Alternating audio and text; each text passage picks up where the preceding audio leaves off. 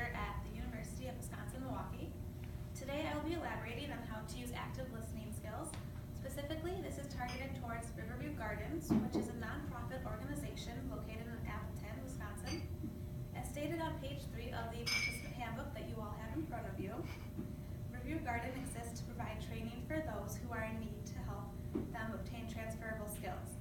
Their intended audience is for those who are in poverty or have been previously incarcerated. I have been working directly with Riverview Gardens over the last couple months. I have worked with this organization because they needed assistance on how to build and maintain workplace relationships. The training information that I will be referencing can be found on pages 8 and 9 of the participant's handbook.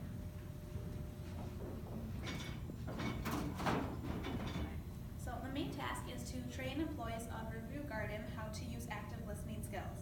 This will be presented in one 60-minute session. I'll be using 4 different methods for training. Those methods are lecture, show, encourage, and invite.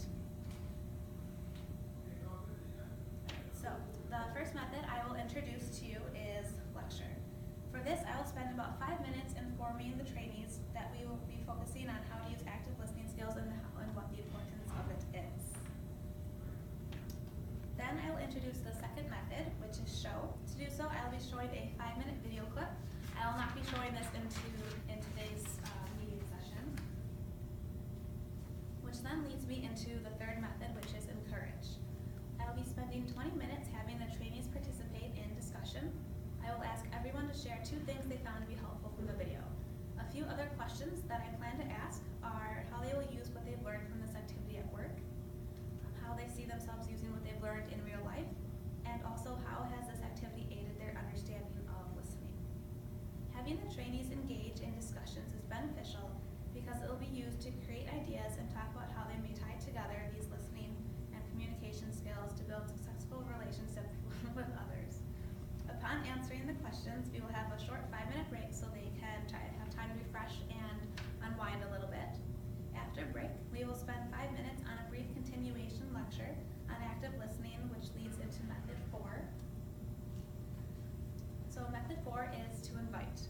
For invite, I will have the trainees play the telephone game. The game will take about 15 minutes to complete. The trainees will first listen to a lecture for their training program, which is the continuation 5-minute lecture that I had just talked about.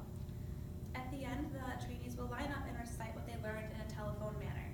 So for example, the first trainee will tell the next trainee line what they learned in the lecture, and then it is that person's job to turn to the next person and tell the next person in line, and so on. When it gets to the last person, they will tell the whole group what they were told, and we'll compare what it started from and what it ended to.